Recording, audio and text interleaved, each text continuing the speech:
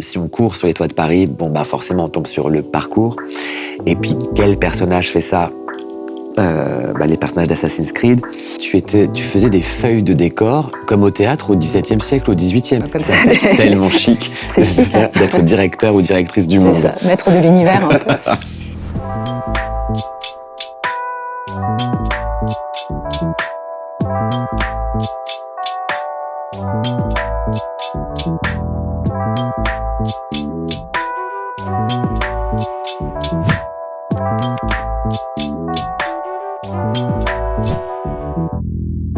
Enchantée.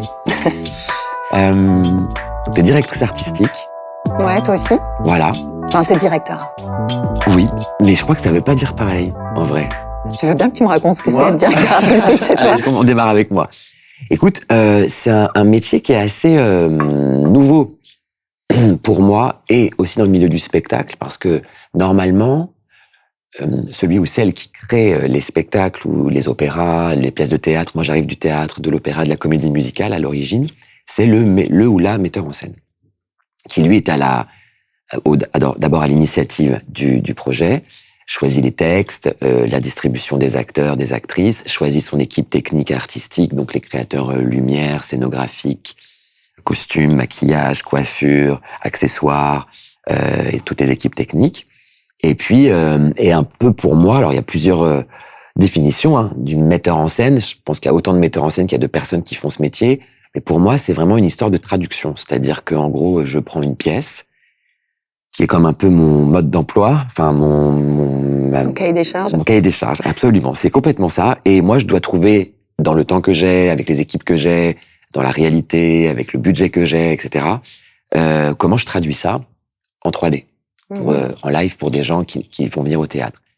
Mais récemment, là, j'ai été directeur artistique des cérémonies olympiques et paralympiques, et c'est un peu la même chose, mais avec plus de distance. C'est-à-dire que le directeur artistique, en tout cas que moi, comment j'ai pris ce métier, enfin ce poste, c'est celui qui va coordonner l'ensemble de l'intention artistique, veiller à sa finalisation dans la cérémonie, enfin dans l'objet final, quoi. Et mais sans être les mains dans le cambouis. D'accord. C'est un peu la sensation de ça. Donc j'ai choisi toutes les équipes, pareil. On a développé ensemble avec les équipes les intentions générales et puis je les ai menées à leur terme. Mais c'est un endroit moins impliquant finalement, beaucoup plus par rapport au metteur en scène en distance et c'est un autre plaisir, mais c'est un plaisir nouveau. C'est un poste qui n'existe pas encore vraiment dans le milieu du spectacle parce que mais qui arrive de plus en plus parce que justement il y a on distingue le fait que mettre en scène serait simplement l'accord d'un coordonner les gens sur la scène, alors que la direction artistique serait plus lointaine. Or, moi, je crois que je fais les deux, en fait. Okay, ouais. Voilà. Ouais, là, ça devait être un peu les deux. Moi, directrice artistique, c'est aussi nouveau, puisque je suis directrice artistique que depuis 3 ans, je crois. Chez nous, dans le jeu vidéo, c'est peut-être un peu différent, ça dépend aussi des projets. On a aussi un genre de metteur en scène, on va dire. C'est vrai ? En fait, on a quand même un directeur créatif ou une directrice créative qui vient amener le jeu, l'idée, l'intention, les grands piliers du jeu, on va dire, et qui va s'entourer de ce qu'on appelle une core team. Il va y avoir une direction artistique dans la core team, il va y avoir un directeur de jeu, il va y avoir parfois un directeur du monde ou directrice du monde, il va y avoir comme ça. C'est tellement chic, d'être directeur ou directrice du monde. C'est ça, maître de l'univers un peu. Ça, c'est quand il y a toujours des mondes à créer dans le jeu vidéo. Et donc, la direction artistique, elle vient se mettre là-dedans. Elle vient aussi avec ses piliers artistiques. Mais il faut qu'elle suive faut qu'elle vienne renforcer la création, la direction créative, en fait. Et donc, on vient avec des piliers artistiques sur le world, sur les personnages, sur un peu tout. Donc, il y a un côté un peu chef d'orchestre aussi. Et puis, après, cette direction, elle doit s'influer au niveau des animations, au niveau de ce qu'on appelle les cinématiques. On a des moments un peu cinématographiques dans les jeux, au niveau de l'éclairage, au niveau des effets spéciaux.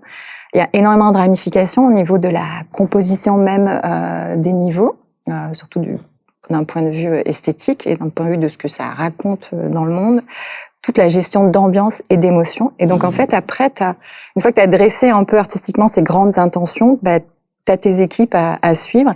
Et t'as ce rôle de guide, toujours de ramener toujours dans, parce que tu travailles avec une flopée de créatifs et bien heureusement ils ont plein d'idées et c'est super cool, tu vois.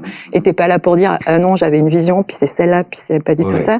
Nous c'est extrêmement collectif, donc il y a un guide, il y a une direction et à chaque fois en fait on s'assure qu'on est dans la bonne direction, qu'on va tous converger dans la même direction et donc il y a un côté un peu berger à un moment donné, tu vois. Ouais, d'être garant de la cohérence, en fait. C'est ça. Et que ce soit l'éclairage, que ce soit les effets, tout ce qui va bouger dans le monde, tout ce qui va créer le monde et ce qui va l'habiter aussi, les personnages, les costumes, tout ça, en fait. Mais donc, toi, en tant que directrice artistique, il y a la directeur ou directrice créative, c'est ça? Ouais. Et toi, tu es comme la personne qui va traduire artistiquement et dans le concret. Tout à fait. Cette idée. Et la direction créative va aussi se traduire en game direction. Quels vont être les piliers du jeu, vraiment au niveau gameplay, au niveau design. Qu'est-ce qu'on veut? Est-ce qu'on veut parcourir? Est-ce qu'on veut, je sais pas, tous les challenges qu'on veut remplir dans ce jeu-là? Comment on veut amuser le joueur? Quelle va être l'expérience vraiment? Et tout ça, c'est il y a le visuel aussi qui compte beaucoup et toute l'ambiance. Il y a beaucoup d'ambiance à travailler en jeu vidéo. Enfin, en tout cas, dans les jeux vidéo que je fais, il y a aussi des jeux vidéo qui vont être plus sur le rendu visuel, mais graphique pur, quoi. Mais l'ambiance dans les jeux un peu monde ouvert et tout ça, elle est hyper importante. Donc, voilà. Il y a des choses qui se ressemblent un petit peu quand même. J'ai l'impression parce qu'en vrai, du coup, dans le spectacle, par rapport à ce qu'on se disait. Le directeur ou la directrice créative, ce serait pour moi l'auteur ou l'autrice en vrai du texte, de l'intention sur le papier. Et en fait, la traduction, c'est la mise en scène ou la direction artistique. Mais t'as parlé du qu'est-ce qu'on veut pour le joueur, quelle expérience on veut lui donner.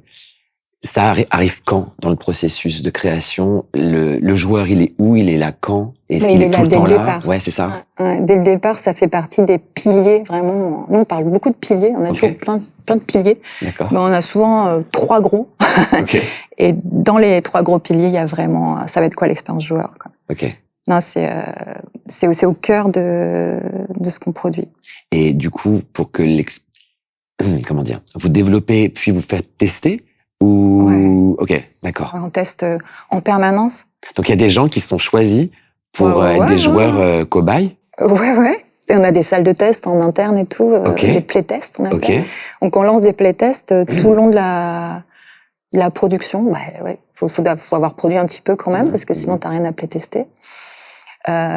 On lance tout le temps ce qu'on appelle des user tests en permanence. Intéressant parce que pour avoir les feedbacks, c'est hyper important. Nous on fait des répétitions ouvertes, pareil. Ah ouais? Ouais.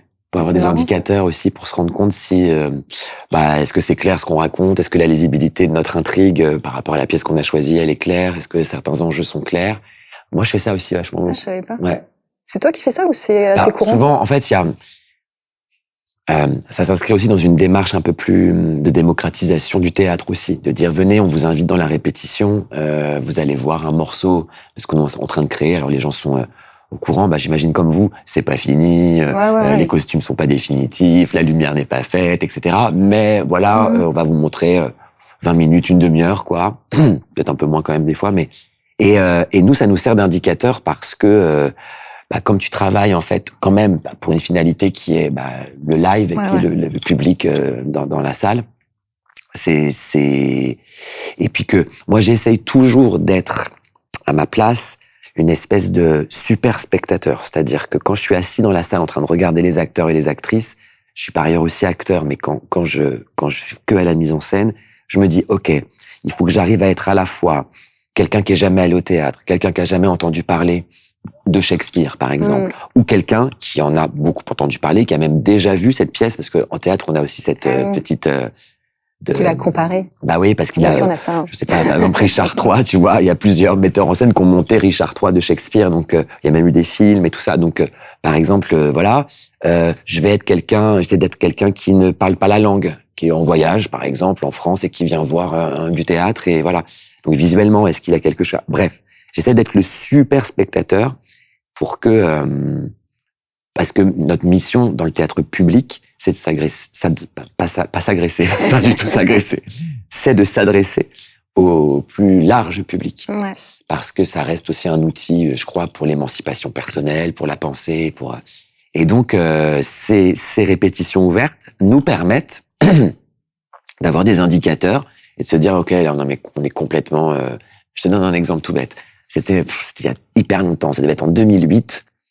Je suis dans un petit théâtre en Normandie, à Neuchâtel-en-Bray, et on est en train de monter une pièce de Sacha Guitry. Donc Sacha Guitry, c'était un auteur du début du XXe siècle, enfin première moitié du XXe siècle, dont les scénarios de pièces sont quand même assez simples. C'est-à-dire, en gros, l'amant, la femme, l'amant, le mari, voilà, en gros, quiproquo amoureux, pas très compliqué. Sauf que moi, je suis parti dans une proposition esthétique un peu pointue je voulais travailler sur la langue, je voulais travailler sur le rythme, comment est-ce qu'on écrit de la comédie, etc. Bref, un décor pas du tout réaliste, etc. Et on fait cette présentation, et à la fin, il y a quand même une personne qui me dit « J'ai trouvé ça super, j'ai beaucoup ri, mais je n'ai pas compris l'histoire. » Ah ouais. Et là, je me suis dit « Ok Thomas, c'est plus possible, c'est pas possible ça. » Donc l'histoire, elle est vraiment basique. C'est pas possible. Il faut que d'abord, tu garantisses la lisibilité de l'intrigue. Et ensuite, une fois que ça, c'est certain, tu peux ajouter tes délires, tu peux ajouter tes esthétiques un peu marrantes, voilà, tu peux aller très très loin, mais d'abord tu garantis ça, parce qu'en fait, au final, c'est quand même une histoire qu'on vient voir. Voilà. Nous, c'est pareil, on les utilise énormément, les user tests et tout ça, mais en fait, quand t'es dans ton truc, t'es biaisé un petit peu, tu fais une scène de combat, un boss fight et tout. Toi, tu sais où sont les trucs et tout, donc tu peux te mettre dans la peau, pareil, comme du super joueur lambda et tout, qui va découvrir ça pour la prochaine fois. Non, t'es biaisé. Donc il faut vraiment, nous, il nous faut vraiment et puis on n'est pas tous des méga joueurs comme on va le faire tester aux gens, tu vois. C'est pas les mêmes profils, ça c'est hyper intéressant aussi. On le fait tester à plein de gens différents. Ouais, avec des niveaux différents. Ouais, complètement. Ok. Donc ça c'est hyper intéressant. Et leur retour c'est vraiment, chez nous c'est très important, ça acte des changements profonds très vite en fait. Si les playtests sont pourris, si ton jeu il peut pas continuer comme ça, c'est vraiment, il y a tout de suite un stop qui est mis, c'est hyper important. On est vraiment, en même temps, c'est la condamnation tout de suite. En même temps c'est le destinataire en vrai, le joueur ou le spectateur, voilà. C'est le destinataire et t'as raison, c'est pas évident quand t'es dedans.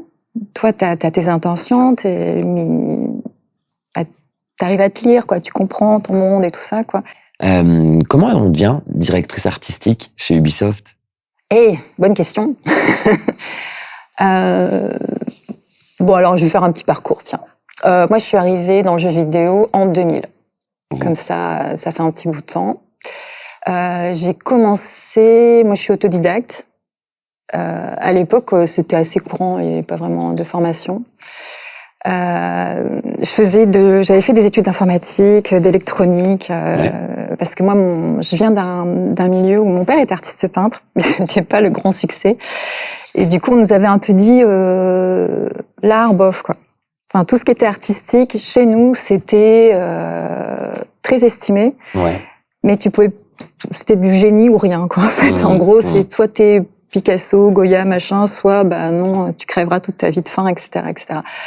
On connaissait pas les métiers artistiques autres en fait du tout, donc on nous a tout de suite mis dans des choses très allez, c'est l'ère de l'informatique, allez-y quoi. Moi je voulais partir, donc j'ai pris la voie qui s'ouvrait, et donc j'ai fait de l'informatique, tout ça, et puis j'ai commencé à travailler là-dedans, puis j'ai pas trouvé du tout mon bonheur. J'ai profité de la première période de chômage pour me dire ok, je me réoriente. J'ai rencontré des gens qui étaient genre graphistes, tu vois, le truc à l'époque. Maintenant, c'est hyper courant. Et je me suis dit, en fait, il y a peut-être d'autres métiers. Ces gens, ils ont l'air quand même de payer des factures, tout ça. Ils ont l'air d'avoir une vie normale. Moi, mon père, il laissait une toile pour payer un plein d'essence, tu vois. Et donc, c'est très, très différent. Et du coup, j'ai commencé comme ça. Et puis, j'ai une copine qui m'a dit, mais moi, mon beau-frère, il travaille dans le jeu vidéo. Écoute, c'est que de l'informatique et du dessin. Tu devrais t'y retrouver. Tu dessines tout le temps. T'as fait de l'informatique, tout ça. Je dis, ok, je vais aller le voir. J'étais à Bordeaux à l'époque déjà, même si après j'ai bougé pas mal. Et donc j'ai fait vite fait des dessins parce que j'étais hyper impressionnée. Puis je suis allée rencontrer cette personne qui était directeur artistique chez Callisto, qui était une boîte de jeux vidéo à l'époque qui marchait bien sur Bordeaux. Et c'était un gars qui avait une patte, Frédéric Mann, il s'appelle, là, qui est vraiment un dessinateur incroyable. Et donc, il me reçoit, puis il me dit, ouais, c'est cool d'aller dans le jeu vidéo, on manque de gens et tout. Reviens avec un ordinateur, on t'instalera le logiciel. Tu fais ça maintenant à Ubi, tu viens avec un ordinateur, t'installes un State of Max, tu te fais, je sais pas, personne ferait ça, quoi. Et donc là, je me suis procuré une UC. Et je suis revenue avec mon ordinateur sous le bras, je me rappelle encore dans l'ascenseur de Callisto avec ton ordinateur. Et puis ils m'ont installé 3ds Max hyper gentiment. Et puis comme ça, le gars il m'a un peu formé à distance de temps en temps. Mais pendant 1 an, j'ai travaillé chez moi avec un énorme livre de 3ds Max parce qu'il fallait apprendre la 3D pour rentrer dans le jeu vidéo à l'époque. Et puis au bout d'1 an, j'ai postulé à Paris chez Darkworks à l'époque. Donc ça c'était en 2000 et j'ai été prise. J'étais mècheuse. Mècheuse, c'est que tu fais des mèches. Tu fais du maillage en fait. Donc je faisais de la 3D. En fait, c'était l'époque on était encore au précalculé. C'est-à-dire que c'était pas temps réel. Donc en fait, on faisait tous les décors, tous les machins. À la fin, ils étaient rendus en 2D et ils servaient de toile de fond pour jouer devant. Tu vois, ça c'était notre jeu. Et comme on voulait sentir la 3D, on avait développé une technique où devant ces visuels, on reproduisait en 3D, genre si tu avais une chambre avec un lit, une commode et une lampe, nous on venait en mécheur reproduire en 3D à peu près la forme du lit, à peu près la forme de la commode et de la lampe. Puis on mettait un masque là-dessus, etc. pour que, en fait, quand tu te baladais devant l'image avec ta torche, parce que le joueur avait une torche, eh ben tu éclairais ces formes. On avait une collision aussi, et donc tu percutais dans ces formes qui finalement étaient un peu invisibles. Donc mes mèches étaient invisibles, mais ils servaient à créer l'illusion de la 3D en fait. Et alors il fallait faire super bien les mèches pour qu'ils prennent super bien la lumière et tout ça. Tu es en train de me dire en fait que tu faisais des feuilles de décor comme au théâtre au XVIIe siècle, au XVIIIe, quoi. C'est-à-dire des feuilles. Enfin, par exemple sur la première ligne, on mettait des petits buissons, les acteurs, et puis derrière des plus gros buissons, puis derrière une toile peinte avec une forêt, quoi. Sauf que là, c'était vraiment, t'avais la toile de fond et devant, en fait, t'avais des choses en 3D qui étaient rendues invisibles, mais qui permettaient, grâce à un masque, d'être éclairées à l'identique de la forme que tu voyais derrière. C'était assez subtil, c'était technique. Et ce que tu dis, ça existe, hein, tous les jeux de scrolling, un peu comme Child of Light et tout ça, là, les platformers 2D, side-scroller, c'est exactement ça. T'as un avant-plan, un plan de jeu et des arrière-plans et tu crées des parallaxes. Et c'est pas comme au théâtre, dans le genre, t'attends pas qu'on change de décor, c'est que tu poursuis, ça doit être magnifique pour toi, ça tu poursuis. Le rêve, le rêve de pouvoir, si tu sais quoi, j'ai vu, et c'était une idée tellement maligne, dans une mise en scène d'Olivier Pli, à un moment donné, il y avait un bateau qui doit passer dans le premier acte. Ouais. Et donc, ce qu'il faisait, c'est que il faisait passer la proue du bateau, qui arrivait par la coulisse, et en fait, derrière, les techniciens démontaient le bateau et le remontaient en fait au fur et à mesure comme ça, et les acteurs restaient en fait dessus comme ça pour que à la fin il y a la poupe à la fin qui passait, et donc tu avais un bateau qui était passé dans la cage de scène du théâtre. Donc c'est exactement comme finalement le jeu vidéo. Pardon, mais je t'ai coupé. Non. On était à la mécheuse. J'étais à la méchonnerie, j'ai commencé comme ça, puis après à la fin du projet, j'ai intégré ce qu'on a appelé les décorateurs. Donc c'est les gens qui faisaient les décors, c'était les décorateurs. Donc c'est assez proche. À la fin, le temps réel est arrivé, on a changé nos façons de faire, on a commencé à développer vraiment nos environnements en 3D. Donc là, avec toutes les contraintes que ça peut amener, surtout à l'époque. Donc là, je suis restée un petit peu chez Darkworks, puis je suis allée sur un autre studio qui s'appelle Nevrax, pour faire ce qu'on a, les MMORPG, là, des RPG multi-massivement joueurs, là, plein de trucs online, tout ça. Là. Donc j'ai travaillé un peu là-dedans, puis je suis allée...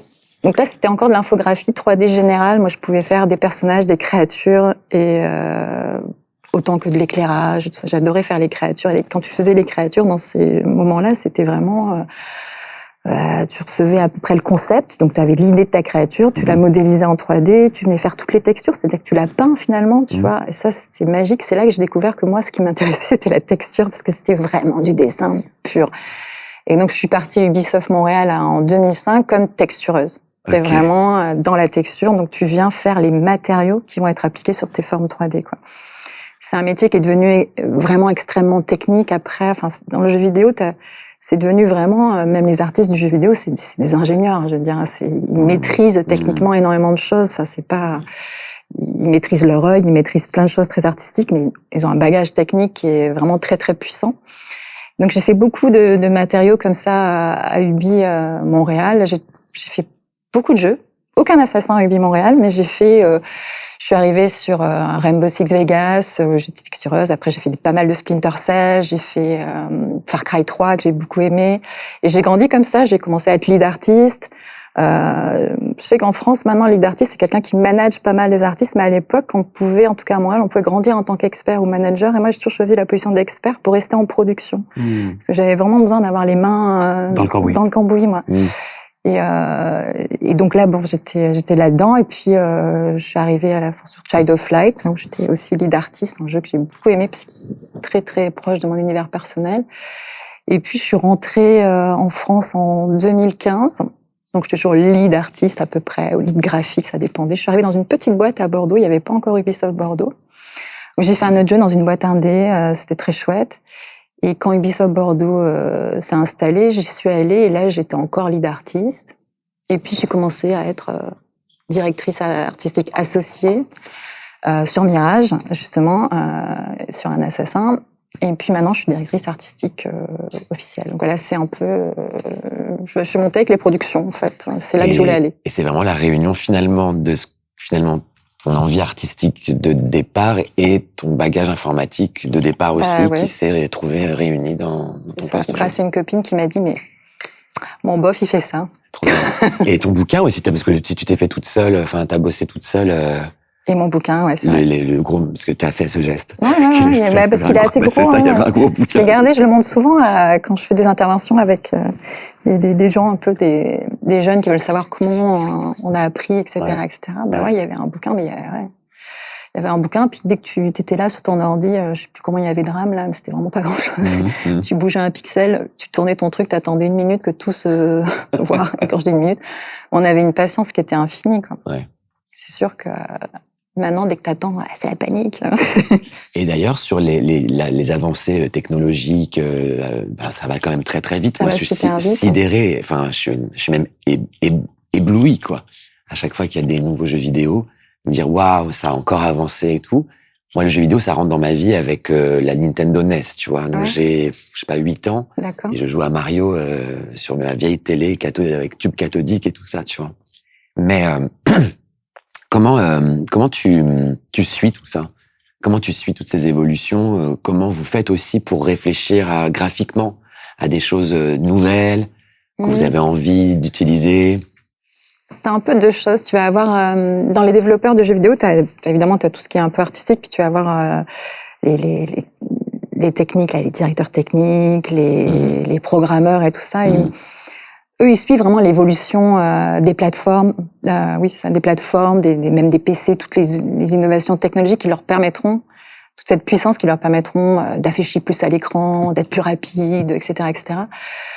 Donc, eux, ils poussent pour l'innovation dans ce sens-là. Et nous, du coup, on en profite aussi, si tu veux, mais on est plus, enfin, moi, en tout cas, l'innovation technologique, je trouve ça super chouette parce que j'aime bien, en tout cas, dans les mondes réalistes qu'on est en train de faire, c'est sûr que, ça amène encore plus de réalisme, encore plus de vitesse d'exécution, des choses comme ça, c'est hyper intéressant. Encore plus de choses à afficher à l'écran en même temps, tu vois, ça, c'est des contraintes qui nous laissent pas du tout de liberté, enfin, très peu. Et, enfin, non, c'est pas vrai, on a pas très peu, mais ça limite. Tout ça, c'est des choses, en fait, que, c'est chouette, mais en même temps, je pense que nous, au niveau artistique, on peut innover à d'autres endroits, en fait. Tu vois, moi, je me dis toujours, c'est pas parce qu'on peut le faire qu'il faut le faire, tu vois. Et je trouve que c'est même plus intéressant de se dire ça, et de se dire, mais, ok, c'est super, on peut faire des jeux, on passe toute la journée, on voit le jour qui défile et tout, mais c'est bien si t'en fais quelque chose, tu vois. C'est bien si c'est important dans ton jeu. Mais si c'est juste parce que techniquement c'est possible, pour moi, ça n'a pas d'intérêt. Enfin, tu vois, je veux vraiment, et pour moi, tout ce qui est visuel et expérience joueur, ça doit aller ensemble. Mais c'est ça. Moi, je me méfie un peu. J'adore les innovations technologiques. Mais elles doivent être au service du Elles doivent être au service du jeu, du contenu. Du sens voilà. Qui est premier. Et quand on t'arrive, dit, nous, on peut faire tout ça et tout, c'est super, mais c'est pas du tout dans l'idée. Et voilà. Ça vient un peu m'embêter et tout. Et moi, j'avais des questions aussi pour toi, d'ailleurs. Ça me parle vachement, là, ce que tu dis, Vas-y. pardon. Ça me parle parce que, dis-le. Tu sais, moi, je suis d'une génération de metteurs en scène et de metteuses en scène qui a grandi avec l'arrivée de YouTube et tout ça. Donc, il y a beaucoup de vidéos dans les spectacles de ma génération. On a utilisé cet outil-là, donc des grands écrans, on a filmé les acteurs, etc. Ouais. Voilà, une espèce d'esthétique, voilà, un peu qui arrive du cinéma et tout.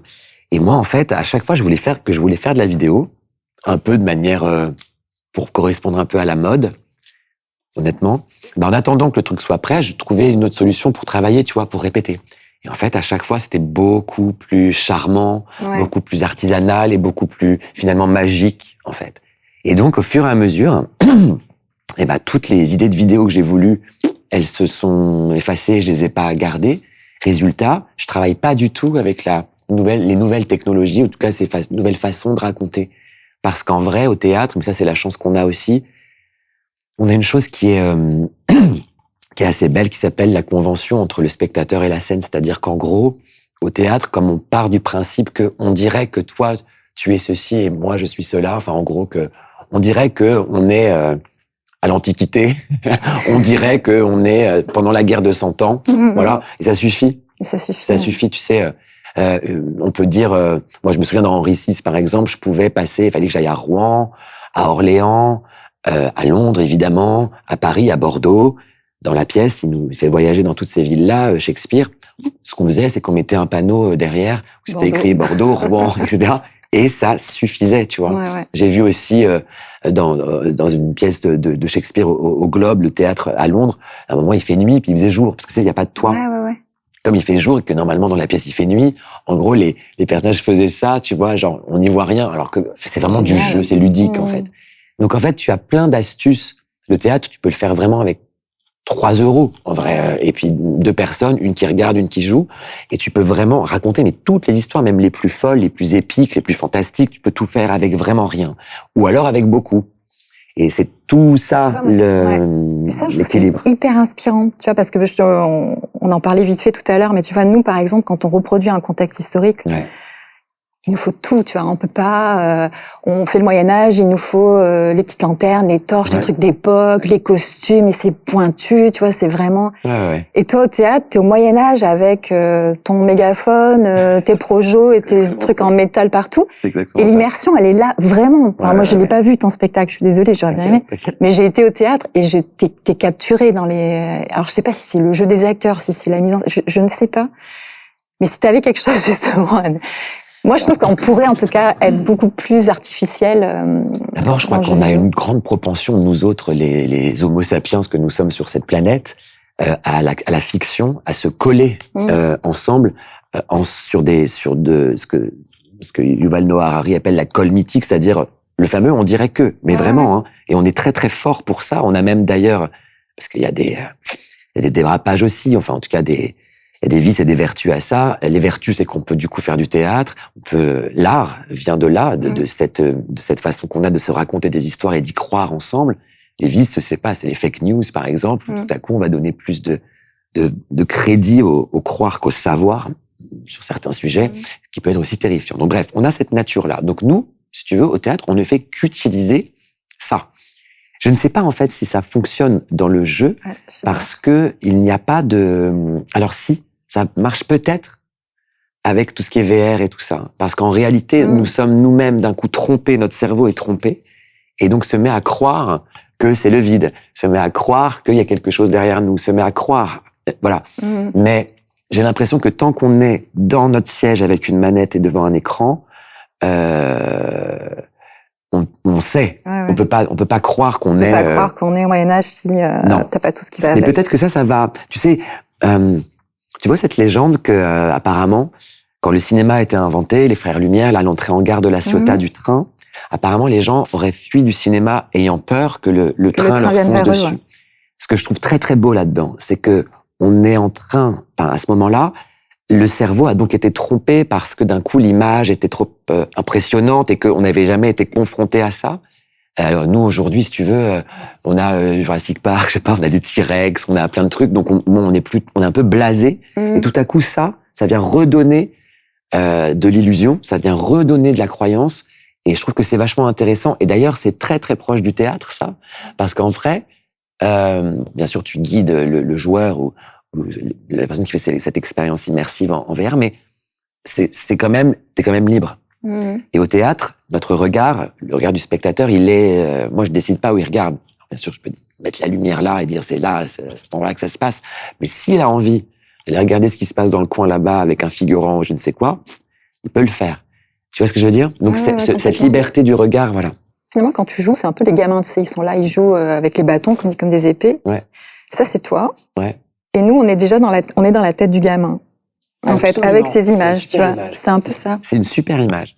Et du coup, ça, dans la tête du gamin, ou alors on est dans la tête du spectateur qui me voit jouer avec mes épées en bois, qui lui imagine des épées super moyenâgeuses, mais médiévales, etc., qui sont raccord avec Mais c'est Shakespeare qui invente ça aussi beaucoup.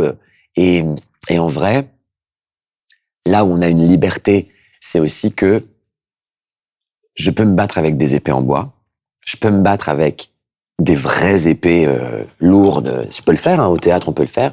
Par exemple, dans Ici, j'ai choisi qu'on se batte avec des rubans de GRS. Ah oui, oui. Pour créer aussi les mouvements. D'ailleurs, ça vient un peu du jeu vidéo aussi, parce que très fan de Zelda. Et que donc, non mais tu vois, les sillages des épées, enfin, tu vois, comment vous appelez ça, la trail. La traîne. La trail, parce qu'on utilise beaucoup de mots anglais, la queue. Et voilà, d'une épée. Ouais. Du coup, en fait, je me dis, mais en fait, si on met des rubans de GRS sur scène, ça va créer un peu cet effet-là. Moi, par exemple, quand on a travaillé sur Mirage, pour les effets spéciaux, dans nos références, il y avait tous les mouvements de rubans de GRS. Non, sérieux? Bah ouais. Pour les mouvements d'épée? Pour les effets qu'on voulait mettre et tout ça. C'est sérieux ce que tu me dis? Parce que moi, j'ai mis des rubans de GRS. Mais non, on l'a pas mis, mais ça faisait partie de mes moodboards pour guider les FX. Parce moi, que c'était le jeu vidéo. Comment t'appelles ça? La traînée d'une épée, là? Une trail. Trail, c'est sûrement que les gens avec qui je travaille, les vrais pros des effets d'épée, ils auraient le vrai nom français. On utilise beaucoup en anglais la trail. C'est la traîne, la traînée, la queue. Ouais, du mouvement de l'épée. Voilà. Et là, on est allé chercher ces références-là parce que moi, ce que j'aimais, c'est que ça entoure le personnage et c'était important que nous, ça entoure. Puis en plus, on s'inspirait beaucoup de la calligraphie, des choses. Ça allait un peu ensemble, mais ça fait partie des références. Tu montrais le moodboard, tu verrais, il y a tous les trucs de GRS. Tu vois, voilà. Et du coup, toi, Thomas, pour être directeur artistique, pour avoir fait la cérémonie d'ouverture des Jeux Olympiques et Paralympiques, les fermetures, et puis tout ce dont tu as parlé, là, Henri VI, Starmania, du coup, comment t'es devenu directeur artistique?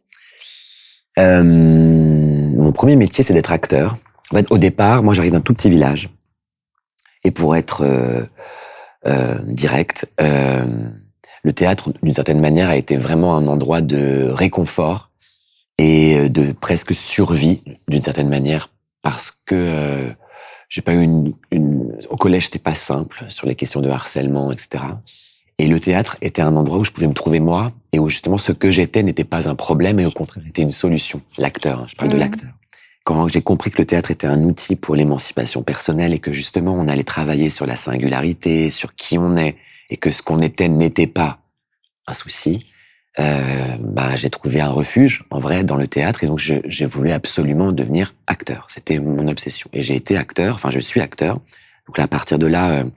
J'ai fait toute une formation qui est gratuite parce qu'on a dans ce pays la chance d'avoir des formations sur les métiers artistiques, notamment le théâtre, donc les options théâtre au lycée, puis ensuite une université art du spectacle à Caen, puis les conservatoires de région qui sont gratuits aussi, puis enfin une école nationale supérieure à Rennes de théâtre dont je sors en 2006. Et au moment où je sors de l'école, j'ai envie, moi, de rendre ce à quoi moi j'ai eu droit, toute cette formation. Et donc, je fonde une compagnie de théâtre avec des amis acteurs et actrices. Et en fait, c'est là que je me mets à la mise en scène. Parce qu'il n'y avait pas de metteur en scène, on n'était que des acteurs et des actrices. Et j'avais envie, moi, d'aller un peu chercher de ce côté-là, d'autant que j'étais pas super heureux en tant qu'acteur dans les mises en scène dans lesquelles j'étais engagé ou les metteurs en scène qui me faisaient travailler. Il y avait quelque chose, j'arrivais pas à trouver trop ma place. Et puis j'avais pas beaucoup de plaisir en vrai, beaucoup de trac. Donc du coup, je commence à m'intéresser à la mise en scène à ce moment-là, mais je continue à jouer dans mes spectacles. Et puis petit à petit, je fais de plus en plus de spectacles de théâtre. Je monte des pièces de Marivaux, je monte des pièces de Sacha Guitry, on en a parlé. Des pièces de Mark Ravenhill, et puis j'arrive sur Shakespeare, et je découvre que Shakespeare, j'avais déjà lu quelques pièces de Shakespeare, et je découvre qu'il a écrit une saga de 8 épisodes, 8 pièces de 5 actes, qui retracent tous les règnes des rois d'Angleterre de Richard II, Henri IV, Henri V, Henri VI, et jusqu'à Richard III. Donc une tétralogie, 8 pièces pour tous ces règnes-là. Et je fais, waouh, on était au moment de... Ça va être 2006, au milieu des années 2000, quoi. En gros, les séries revenaient vachement. J'étais là, mais en fait, On n'a rien inventé. D'ailleurs, a priori, les pièces de Shakespeare ne sont pas toutes écrites par Shakespeare. Ce seraient plutôt des œuvres collaboratives, etc. Un truc avec le récit, avec la sérialité, avec la profusion comme ça de personnages, d'univers et tout. Et je me décide du coup de me concentrer sur Henri VI et Richard III, qui sont les 4 dernières pièces de la tétralogie et de la deuxième tétralogie, je veux dire. Et je monte Henri VI. Et là, en fait, c'est fou parce que on est en 2010. J'ai pas d'argent pour monter ça. Je suis une petite compagnie installée en Normandie. On est suivi par quelques théâtres, mais du coup, c'est pour ça qu'on trouve des astuces. Pour ça, les rubans pour faire les épées. C'est pour ça qu'on a pris des chaises pour faire les chevaux pour aller à la guerre. Et en fait, en vrai, ça marchait. Et donc, en 5 ans, petit à petit, je monte ce grand spectacle qui va, au final, durer 18 heures. Puis, je décide de monter Richard III, qui est donc la suite, pour faire, au final, 24 heures de spectacle. Et c'est là où on commence un peu à entendre parler de moi. Et ensuite, j'arrive à l'opéra. Je fais des mises en scène d'opéra, qui est encore un autre art génial, total. Enfin, où d'un coup là, il y a la musique, quoi, qui est là en vrai. Enfin, c'est pour moi une expérience formidable. Bref. Et puis un jour, je reçois un appel du Comité olympique et paralympique de Paris 2024 qui veut me rencontrer. Au départ, je crois que c'est pour être un consultant dans un groupe d'artistes où moi, je serais celui relié au spectacle vivant. Donc, j'y vais assez détente, en vrai, assez spontané. Et puis, en fait, petit à petit, je comprends que je rencontre trop de monde. Je dois rencontrer donc Thierry Reboul qui m'appelle, puis Tony Estanguet, puis Anne Hidalgo. Puis je commence à dire, mais c'est juste pour être dans un groupe de consultants. Enfin, c'est un peu beaucoup, quoi. Il me dit, non, mais en fait, on n'a pas encore choisi notre directeur artistique ou directrice artistique. Et on voudrait te proposer le poste. Et en fait, en vrai, moi, je savais pas si j'étais capable de faire ça, mais le projet était tellement joli. Et puis quand je sais pas le faire, c'est ça qui me donne, c'est ça qui me donne envie de le faire. Voilà. Oh, c'est drôle. Très rapide, hein. Ouais. Mais donc voilà. Donc aujourd'hui, je suis acteur, metteur en scène, directeur artistique avec cette cérémonie. Et puis maintenant, on verra. Voilà. Et du coup, moi, je te connaissais pas, puis je t'ai découvert avec la cérémonie. Je travaille sur Assassin's Creed et j'ai vu le clin d'œil. Et du coup, c'était assez charmant. Enfin, même c'était vraiment un beau cadeau. On vivait des moments qui étaient un peu difficiles en plus. Absolument. De voir que ça faisait partie de la culture populaire, ça nous a vraiment... tu sais, quand t'es dedans, tu penses pas du tout. Et du coup, c'était vraiment chouette. Et du coup, je me suis un peu intéressée. Ça m'a fait bizarre. Enfin, je me dis, tiens, il aime le jeu vidéo. Et du coup, je me dis, mais pourquoi t'aimes le jeu vidéo? Et j'aime Assassin's Creed. Et qu'est-ce que t'aimes dans le jeu vidéo? En vrai, le jeu vidéo, comme c'est un univers que je ne comprends pas, c'est-à-dire je ne sais pas comment vous faites, et je suis fasciné. Et du coup, comme j'ai pas la référence de ce que vous êtes en train de faire, je me sens complètement embarqué. Ok. Alors ça, c'est bien, ça veut dire ça marche. Voilà. En tout cas, sur moi, ça marche vraiment parce que quand je regarde une émission de télé, je regarde les décors, les costumes, les lumières, les chorégraphies, comment ils ont fait le rythme, le générique, enfin bref. Le cinéma, pareil. Le théâtre, évidemment. L'opéra, les comédies musicales, même les livres. Quand je lis un livre, je suis là, théâtralement, on pourrait faire ci, ça. Bref, je n'arrête pas de travailler. Je passe parce que j'ai les logiciels, je sais pas comment dire, de tous ces arts. Tu vois les artifices, comment c'est fait, etc. Ouais, et puis je m'inspire, je me dis ça pourrait. Alors que le jeu vidéo, je suis avec ma mallette, ça démarre, et je me promène.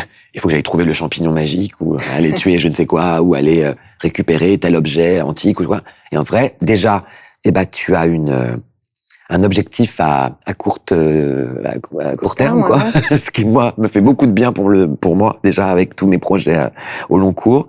Et puis après, je m'embarque vraiment dans des mondes, dans des histoires. Je suis fasciné par les mondes que je traverse, les musiques que j'entends, les scénarios, les personnages, la densité aussi des intrigues, et puis la superposition aussi des intrigues. C'est quand même un endroit de récit qui qui est le plus vaste, où je me dis, mais je pense que c'est pas vrai, peut-être on pourrait en parler d'ailleurs, je me dis, mais en fait, on peut tout faire. Moi qui arrive d'un endroit du réel, où je crée dans le réel, avec des vrais acteurs, actrices, avec un plateau, du dur, quoi, la gravité, aussi, par exemple, le risque, la sécurité. Tu vas faire voler un acteur, c'est beaucoup de démarches pour qu'il puisse voler dans les airs. J'ai déjà joué à des jeux vidéo où il suffit d'appuyer sur le bouton, puis hop, tu t'envoles et puis tu voles comme ça, tu vois, par exemple. Non, mais j'imagine que c'est peut-être pas si libre que ça, je sais pas. Ça devrait. Quelque part, je pense qu'on peut tout faire, mais en même temps, on peut pas tout faire. Vous avez forcément des contraintes. L'idée, c'est que le joueur soit libre, en tout cas dans les jeux qu'on fabrique nous, mais du coup, nous, par exemple, le réel, il est pas complètement oublié dans nos jeux. Il suffit que tu fasses un jeu qui se passe dans un contexte réel, où tu veux que ton joueur soit immergé dans un monde réaliste, il va lui fournir la gravité et les choses comme ça aussi. Donc en fait, et puis t'as tout le travail en fait qui est fait, qui est empreint de contraintes qui sont juste énormes. Alors t'as des contraintes techniques qui sont repoussées à chaque fois, ça c'est sûr. Ça n'empêche pas que c'est beaucoup là où on va être créatif. Nous en fait, souvent la première tâche d'un développeur dans le jeu vidéo, d'un artiste, d'un développeur, ça va être de visualiser, enfin de comprendre ses contraintes. Une fois qu'il a ses contraintes, il a besoin de savoir c'est dans quel espace que je crée en fait. Ça lui fait son cadre sa liberté en vrai. Mais c'est pareil au théâtre. Donc en fait c'est pas tu pourrais tout faire. Ouais. Je pense que tu peux dire moi mon personnage je voudrais qu'il vole et tout. Mais voilà, ça dépend. Si tu travailles par exemple dans une marque précise, t'as des enjeux, t'as des choses à respecter. Tes joueurs ils aiment ça, donc tu laisses ça. Mais tu vois, t'as plein de contraintes aussi. Tu peux pas tout faire. Mais tu pourrais. Je veux dire, dans l'abstraction, tu peux. Mais toute liberté de façon s'inscrit dans un cadre. C'est parce qu'il y a une contrainte qu'on est libre. On a des contraintes et notre créativité. C'est la même chose. C'est ça. Donc on parle souvent de contraintes créatives d'ailleurs, des choses comme ça. Mais je pense qu'on pourrait se permettre d'être plus libre. On devrait en tout cas beaucoup travailler à engager notre liberté, à s'obliger à être beaucoup plus créatif. Alors moi, je trouve que en tant que développeuse de jeux vidéo, je ne peux que pousser dans le sens de la créativité. Et inversement, je pense que les arts vivants, et c'est pour ça aussi que je suis heureux que vous ayez noté ce clin d'œil au personnage de Assassin's Creed dans la cérémonie d'ouverture, parce que moi j'ai l'impression que on doit se nourrir en fait d'autres façons de raconter des histoires que vous avez dans le jeu vidéo, des mondes aussi, parce que même s'il y a des contraintes, il y a quand même des libertés, des inventions de mondes. D'ailleurs, il y a des directeurs et directrices du monde. Des fois, tu t'inventes complètement des mondes. T'as raison. C'est ça. T'as des personnages. Ça réfléchit aussi à la question de la représentation. Et ça, c'est très très important. Les personnages que vous mettez en scène, si vous me permettez cette formulation. À quoi ils ressemblent, qui ils sont, d'où viennent-ils, etc. Ça vient aussi être impacté aussi le réel, de même que nous au théâtre. Si on met dans nos distributions de la diversité, quelles histoires on va raconter, même si Molière c'est génial, on peut aussi inventer des nouvelles histoires, comment on les invente, etc. Moi c'est pour ça que au moment de la cérémonie, je voulais faire une espèce de grande fresque qui regroupe les arts, qui ne les hiérarchise pas. Parce que moi, je suis vraiment contre cette idée de hiérarchiser les objets culturels. Je pense que ça vient aussi d'Internet. Moi, j'ai grandi avec Internet, et puis du coup, je sais pas, je peux ouvrir des fenêtres à la fois de choses ultra pointues, des choses ultra pop, etc. Et tout ça est au même endroit pour moi. Et ce personnage, il fallait qu'on voit les toits de Paris, parce que après tout, c'est quand même un peu iconique pour le monde, les toits de Paris. Et si on court sur les toits de Paris, forcément on tombe sur le parcours. Et puis quel personnage fait ça? Les personnages d'Assassin's Creed. Et en même temps, il y a ce côté très romanesque, ce qu'on voulait mettre à la fois du Belphégor, du Vidocq, du Fantomas, du fantôme de l'opéra. En fait, on voulait tous les personnages un peu masqués, un peu très romanesque de la littérature française. Et moi, je crois que le personnage Assassin's Creed, donc en France, c'est Arnaud. C'est Arnaud. C'est Arnaud. Et il en fait partie. C'est-à-dire que c'est ces personnages qui sont Arsène Lupin. Après, il vient de ses inspirations là aussi. Voilà. Et donc, pour la petite anecdote, et je ne pourrais pas en dire beaucoup plus, mais il est masqué, donc avec un masque inspiré de celui de l'escrime. On était quand même dans une cérémonie pour le sport. Et à la toute fin, il devait se démasquer. Et on devait savoir qui était ce personnage. Mais pour une raison d'agenda, la personne qui devait être là n'a pas pu être là. Ah.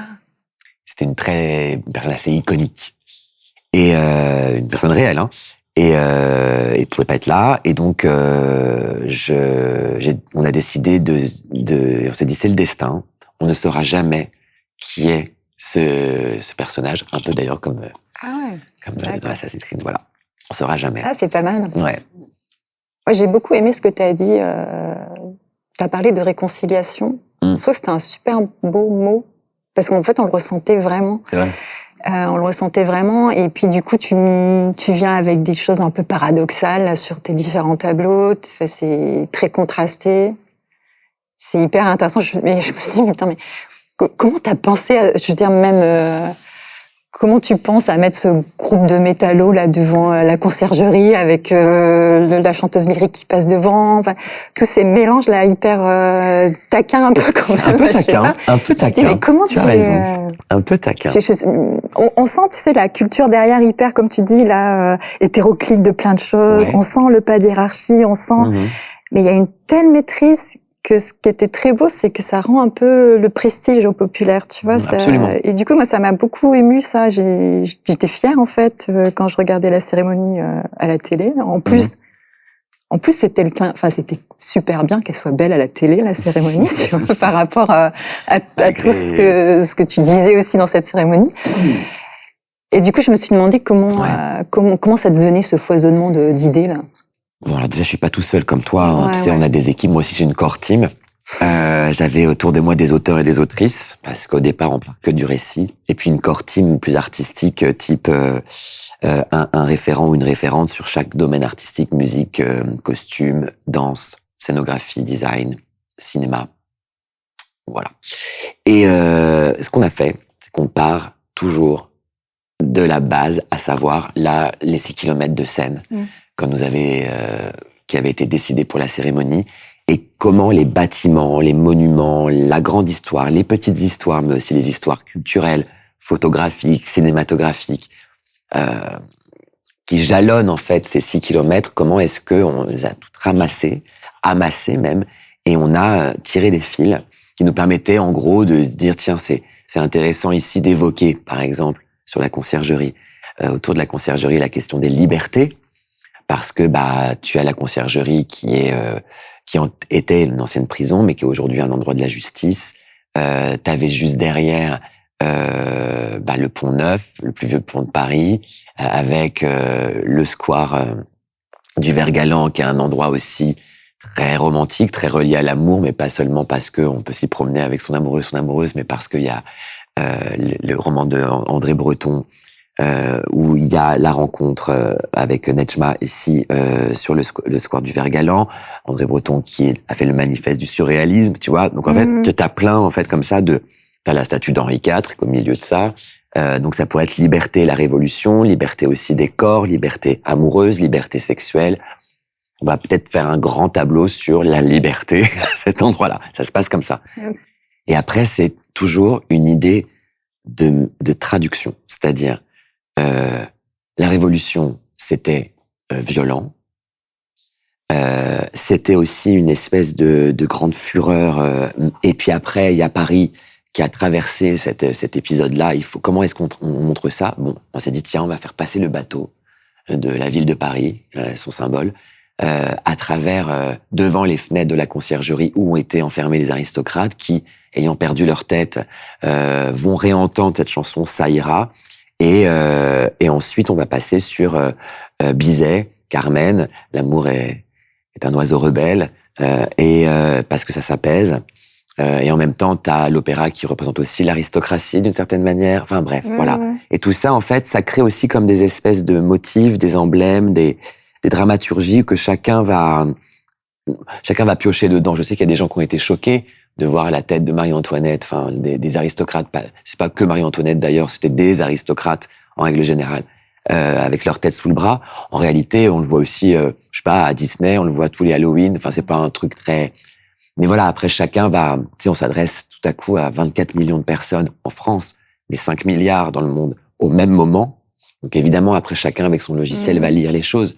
Là, l'idée était simplement de faire une grande inspiration reliée surtout à partir de ce que sont les bâtiments, voilà, et les monuments. Mais comme quand c'est Shakespeare, quand c'est un auteur quel qu'il soit, une autrice quelle qu'elle soit, l'idée c'est toujours de revenir à la base parce que moi, j'ai pas envie je me sens vraiment un créateur au service d'une intention. Je me sens un créateur traducteur. Je n'ai pas encore moi décidé de décrire moi-même mon œuvre, enfin ma pièce ou voilà. Pour l'instant, j'aime bien être à cet endroit-là, de traducteur scénique. Je dis souvent que je suis ça. Voilà. Okay. Donc le le monde t'inspire beaucoup à chaque fois. Là, tu disais, tu étais vraiment, tu savais tout sur les bâtiments, ce qui s'est passé à différentes époques en plus. Ouais, à différentes époques. Bah oui, parce qu'en vrai, Paris, c'est ça qui est incroyable, c'est que, en tout cas, ces 6 kilomètres là, mais pas seulement. En vrai, le Pont-Neuf, c'est le plus vieux pont de Paris. En même temps, t'as les Oscarax, parce que t'as les Amants du Pont-Neuf avec Juliette Binoche et Denis Lavant. En même temps, il a été peint par Turner, par Monet. Enfin, d'un coup, tu vois, t'as tout ça. Ouais. Tu te dis, bon, le Pont-Neuf, qu'est-ce qu'on en fait? Voilà, par exemple. Et j'aime ça, en fait, se dire que, et d'ailleurs, c'est aussi important, parce qu'en vrai, la culture n'est qu'un prisme, enfin, c'est un prisme à partir d'où tu regardes le Pont-Neuf. Si tu veux le regarder par dessous, enfin, et en vrai, si tu commences à dire, mais tous les prismes sont intéressants pour regarder le Pont-Neuf, tu peux inventer, du coup, des choses, c'est un peu ce qu'on fait des fois sur des jeux comme Assassin, sur Mirage. C'est ce qu'on avait fait, c'est qu'on a vraiment fait le tour avec l'ODL, avec Jean-Luc Sala. On a fait le tour vraiment de qu'est-ce qui se passait à cette époque-là, en Irak, à Bagdad et tout. Il avait fait un espèce de guide touristique, tu sais, vraiment présentation de la ville, de l'époque, des machins et tout, pour offrir à l'équipe, tu fais le buffet en fait. Tu vois vraiment voilà, maintenant à vous maintenant d'aller en piocher ce qui serait intéressant, comment vous raccordez avec vos petites histoires de quête secondaire ou pas, qu'est-ce que vous voulez raconter avec ça. Et ça, on avait vraiment préparé ce truc-là. Et c'est vrai que c'est la base. Voilà. En fait, je pense qu'il y a déjà beaucoup de choses présentes. Et après, c'est très, très intéressant aussi. Et ça, c'est une responsabilité artistique dans le jeu vidéo comme dans le spectacle de dire, ce fil-là, on va le tirer parce que c'est intéressant de le tirer. Parce que, je sais pas, c'est important de mettre en avant, par exemple, la culture du jeu vidéo. Je parle de la cérémonie. Bah oui, c'est important parce qu'il y a, d'abord, il y a Ubisoft qui est une boîte française qui fait beaucoup de jeux vidéo et qui est quand même génial. Enfin, voilà. Je dis pas c'est ça parce que je suis là, mais c'est parce que vraiment je joue à des jeux vidéo d'Ubisoft. Non, mais c'est vrai. C'est vrai. Je me dis, il faut mettre ça en valeur aussi. Et en même temps, c'est aussi toute une population qui joue aux jeux vidéo, une autre qui ne joue pas aux jeux vidéo, mais qui vont découvrir le jeu vidéo. Mais c'est la même chose avec le métal, en fait, en vrai. Et donc, à partir du moment où tu représentes chacun et chacune, ça passe par donc une considération aussi de chacun et chacune dans sa singularité, dans sa façon d'être au monde aussi. On peut parler aussi des genres, des sexualités, etc. De cette grande diversité que nous sommes, de grands nous qui est très, très divers.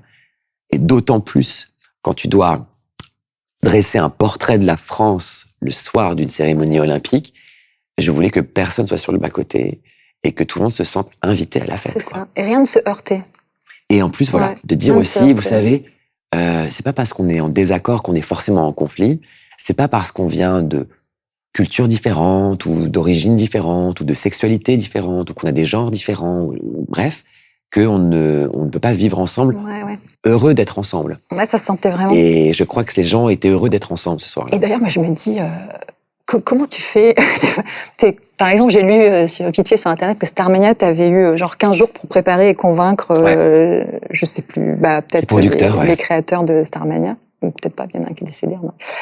Mais les producteurs. Donc je me dis, tu fais quoi là? T'es en 15 jours, t'arrives avec quoi? T'arrives avec un PowerPoint, un moodboard? Un peu, c'est ça. Moodboard. C'est quoi tes supports? Je dessine. Alors moi, je dessine pas très bien, mais je fais des moodboards.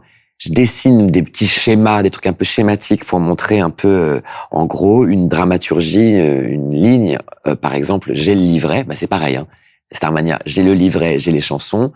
Je me dis bon, moi, mon envie, c'est qu'on recomprenne un peu mieux ce qui se passe de cette histoire parce qu'elle est un peu touffue, un peu complexe, et qu'il faut qu'on remette de l'ordre à tout ça. En même temps, j'ai le poids des chansons de légende sur moi. Comment je redonne de la lisibilité à ça? Et donc, j'arrive avec un projet qui était audacieux, de dire, moi, je veux bien faire Starmania, mais par contre, je change tout l'ordre des chansons. Je remets les chansons dans l'ordre parce qu'on n'y comprend rien, en fait. Depuis 40 ans, on comprend rien à cette histoire. Mais la cérémonie, c'est pareil. Quand ils m'ont demandé premier jet, j'ai dit, mais moi, je veux bien venir avec vous, mais par contre, on refait tout l'ordre de la cérémonie parce que faire un spectacle, une parade et des protocoles, tout le monde s'ennuie, en vrai. Donc, on va remixer tout ça, redonner de la dynamique, du rythme, etc. Donc après, ça passe ou ça casse, mais là, c'est passé, pour le coup, dans ces deux cas-là. Mais donc, c'est des mood boards, c'est des inspi, c'est en gros une ligne, une intention toujours reliée à, comme on le disait tout à l'heure, aux spectateurs, spectatrices qui vont le recevoir en disant, c'est quoi, quel est quand ils vont voir le Starmania qu'on va refaire, là, ça va être quoi le premier morceau, enfin le premier trésor auquel ils vont avoir accès. Et là, pour moi, c'était le récit, encore une fois. Ok. Voilà. Par exemple, quand vous faites Mirage, que j'ai terminé, je te le dis, je suis un peu fier. Du coup, vos inspi pour refaire ce Bagdad, toute cette période-là, les personnages, les vêtements, etc. Vous partez que de la matière historique, vous prenez des libertés. Qu'est-ce que vous décidez de montrer, de représenter ou pas? Ces choses-là, par exemple, c'est toi qui dois prendre ces décisions? Pas tout seul, non, on prend vraiment en core team et on est accompagné par aussi... on a des historiens en interne qui nous fournissent beaucoup de matière. Non, pour ce genre de projet, on part de la base un peu comme toi. Donc en fait, on a une base historique. Donc on va nous-mêmes déjà tout seul avoir des bouquins sur c'était quoi les costumes au 9e siècle après Jésus-Christ, c'était quoi, qu'est-ce qu'on peut retrouver de Bagdad à cette époque. Ça a été complètement rasé par les Mongols après, donc t'as rien. Notre service historique nous disait l'Iran est tout près, il y a la même époque, on peut quand même s'inspirer. Donc on savait quel bâtiment pouvait nous servir d'inspiration. On avait des plans d'un géographe qui avait réussi à faire... en fait, c'était une telle ville importante à l'époque, il y a eu beaucoup de littérature dessus. Donc en fait, on a beaucoup lu des gens qui ont écrit sur la beauté de Bagdad, qui ont parlé des sciences, qui ont parlé des arts, et c'est des écrits de partout. On a eu accès à la map la carte de Guy Lestrange, donc un géographe des siècles derniers, qui avait fait cette map, cette carte ronde de Bagdad et tout ça avec des quartiers qui n'avaient pas forcément des noms de quartiers, mais évocateurs de ce qui se passait dedans. Le quartier du coton, du machin, des trucs comme ça, tu vois. Et donc en fait, on a fait vraiment un travail d'enquête où pour recréer et pour évidemment on prend des libertés parce que nous notre monde par exemple ce qui est important c'est que le joueur il se reconnaisse dedans, tu vois. Donc on va thématiser des quartiers un peu pour pas avoir toujours la même chose dans un quartier. OK, là c'est plutôt le quartier de l'industrie, on va dire, là ça va être le quartier des lettres, enfin etc. Donc on vient thématiser. Et donc on s'est inspiré de ce que c'était les informations qu'on avait, il y en avait pas beaucoup. Et puis on a placé des choses. Par exemple, la maison du savoir, on sait qu'elle existait, on sait pas du tout à quoi elle ressemblait, mais on s'est inspiré d'un bâtiment qui est pas loin en Iran à la même époque, qui représente l'architecture abbasside et tout. On s'est dit on peut s'inspirer de ça, donc on a créé à partir de ça. En gros, faut pas que ça sonne faux. Donc on a un petit peu ce genre de comparaison pour s'aider. Et où est-ce qu'on la place? Personne ne sait où elle était dans la ville, tu vois. Donc, mais par contre, on sait que le jour où il y a eu telle et telle invasion, le canal à tel endroit a été noirci de l'encre des livres qu'on a jetés dedans. Donc, on s'est dit, bingo, on place la maison du savoir avec les livres dans ce quartier-là, tu vois. Et donc, à travers de la littérature qu'on a lue, qu'on a eu aussi avec nos historiens et tout le service de Thierry Noël à UBI, et d'autres historiens aussi internes puis externes, tu vois, on a eu la chance d'être vraiment mis en relation avec des experts de cette région, de cette époque, vraiment passionnés et tout. Pareil, après, moi, j'ai demandé, c'était quoi la place de la femme dans l'économie à Bagdad à cette époque? Je veux savoir, parce que là, on était en train de faire un port, et puis on était en train de dire, est-ce qu'il y aura des dockers? Est-ce qu'on met que des hommes? Est-ce qu'on met des femmes? On dit, attends, les femmes, depuis la nuit des temps, ça porte des trucs lourds, faut arrêter, quoi. Du coup, et donc, tu vois, on avait toutes les informations, et donc, on construit avec ça. Mais c'est vrai qu'on part d'une base historique, parce que c'est un jeu à contexte historique. C'est ça. On le ferait, moi j'ai fait des jeux qui se passaient à San Francisco, tu pars de la réalité, pars de San Francisco. Un jeu qui n'est ni historique, ni basé sur quelque chose de réel t'as déjà fait un jeu qui est complètement oui. Création 100% création. Ah bah ça, je porte le t-shirt. D'accord. Et là, comment vous commencez? Ça commence comment? On avait une envie forte dans le pitch. Le directeur créatif voulait un jeu qui fasse, honneur au théâtre, à l'opéra, quelque chose de poétique et de l'ordre un peu du conte de fées. Mais sans justement le côté princesse sauvée par un prince charmant et tout ça. Il y a toujours une référence, mais ça va pas être un truc existant. Mais par exemple, tu vois, sur ce jeu, la Child of Light qu'on a fait très court, c'est un jeu qui a duré, on l'a produit en 1 an, un peu plus, pas beaucoup plus. On avait un pitch, on voulait faire un jeu qui était lié avec le théâtre, avec l'opéra, tout ça. Donc c'est tout un jeu. Tous les dialogues sont écrits en vers. C'est assez marrant. Et on voulait aussi, dans le pitch, c'était déjà inscrit qu'on voulait l'univers de l'âge d'or de l'illustration, la fin 19e, début 20e. Donc des influences comme John Bauer, comme Georges Rackham, aussi l'Art Nouveau, des choses comme ça, tu vois. Donc on a quand même une idée émergente de visuel, de monde, de traits. Vous ciblez un monde esthétique. On avait ça et on savait qu'on voulait un rendu très particulier. Donc on avait une carte blanche à Ubi, là c'était à Ubisoft Montréal, c'était des équipes, on faisait tous des open world, des gros mastodontes et tout. Et là on s'est dit on s'offre un bonbon pendant un an et demi, on va sur quelque chose, on est plus petit, à la façon un peu studio indé, avec des gros moyens quand même. On fait ça et donc on avait une contrainte, c'était OK, mais justement, il y avait ce jeu Limbo à l'époque qui était vraiment le jeu décrit, c'est le jeu en noir et blanc, ouais, c'est trop bien et tout. Et on nous avait dit, vous aussi, faut en un adjectif, votre jeu soit reconnaissable. On était là, putain, le style, qu'est-ce qu'on fait? On avait le pitch opéra, illustration, tout ça. On s'est dit, il faudrait qu'on joue vraiment dans une illustration, dans une peinture vivante. OK, qu'est-ce qu'on fait comme rendu? Un truc vivant qui bouge. On a pensé à l'aquarelle. Et donc, on est parti dans un rendu très aquarelle, ou vraiment un peu liquide, un peu vaporeux, tout ça, avec un trait qui faisait rapport à l'illustration. Donc, ouais, ça existait pas, mais après, on était dans une forêt, il y avait des géants, il y avait des trucs, donc il y avait de la nature, il y avait des choses, mais on avait, aucun pied avec, vous n'aviez pas à rendre compte d'un cahier des charges, du réalisme. Ça, c'est génial, parce que du coup, là, c'est vraiment de la créativité très forte et c'était très pur. Et alors c'était assez exceptionnel parce qu'on travaillait un peu avec le Cirque du Soleil qui nous donnait des aides pour les costumes et aussi ils nous ont aidé à stager un peu toutes nos scènes de combat pour que ça fasse un peu théâtral, tu vois, un peu le côté piédestal alors que dans une caverne, tous ces trucs-là et tout, c'était hyper intéressant. Et à un moment donné, on travaillait avec un moteur à Ubi qui s'appelle l'UbiArt Framework, là, les moteurs de Rayman et tout ça. Et on n'aimait pas la façon de faire les animations, on était contraints et tout ça. Et à un moment donné, le Cirque du Soleil, il passe justement, je sais plus qui c'est qui venait, qui dit mais c'est trop chouette parce qu'il y a un côté un peu amateur, c'est un côté pas parfait, tout ça. Et ça, c'était pas pour notre personnage principal qu'on avait développé autrement, mais pour d'autres trucs. Et ils nous ont dit gardez ça, gardez le petit côté amateur, un peu marionnettiste, un peu, tu vois, ce côté-là et tout, parce que ça te donne quelque chose de plus.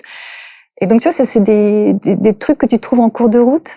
Toi, tu dois faire plein de choses. Ça doit arriver hyper souvent d'avoir un truc qui vient en cours de route aussi. Complètement. Des petits accidents que finalement on garde parce qu'ils sont ou charmants ou plus intéressants que l'idée qu'on avait au début. Ou alors aussi, des fois, les contraintes qui t'obligent à annuler, abandonner une idée que tu avais. Et au final, l'idée qui arrive est peut-être meilleure. Elle est meilleure, en fait. Ouais, elle est meilleure. Ça peut aussi arriver. Nous, c'est un truc, c'est important quand il arrive justement un accident. On est assez en état d'éveil à ce moment-là parce qu'on se dit c'est peut-être une chance que c'est là que ça se produit en fait, le côté un peu plus artistique, le côté un peu plus nouveau, un peu plus qui va apporter quelque chose. Donc il y a une vigilance. Enfin, moi, je sais que je suis très. C'est un truc qu'on m'avait dit quand je travaillais sur un autre projet il y a longtemps, un Splinter Cell. Je faisais des environnements entiers avec.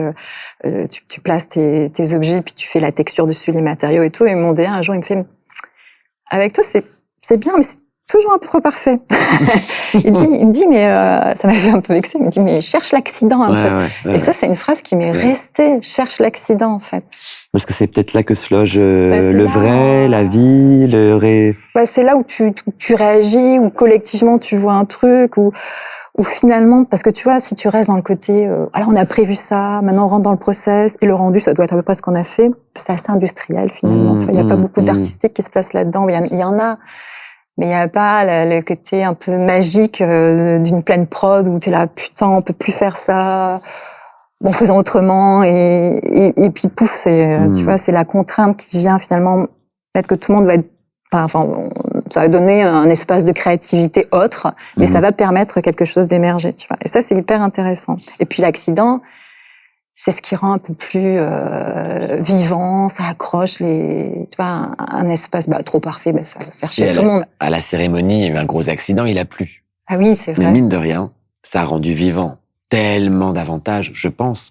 La cérémonie, le moment, parce qu'en vrai, la pluie qui tombe sur Lady Gaga ou Céline Dion, c'est la même qui tombait sur n'importe quel spectateur. C'est vrai. Et ça a synchronisé tout le monde, et ça a surtout créé une grande empathie au moment du spectacle où les spectateurs se sont dit « Ah, il pleut, etc. » même derrière leur télé. Et en fait, ça a collé tout le monde. Les artistes se sont dit « Non, on va le faire quand même. » Toutes les équipes techniques, toutes les équipes de collaborateurs et collaboratrices, tout le monde s'est réorganisé. On était 20 000 à se réorganiser pour que le spectacle se déroule.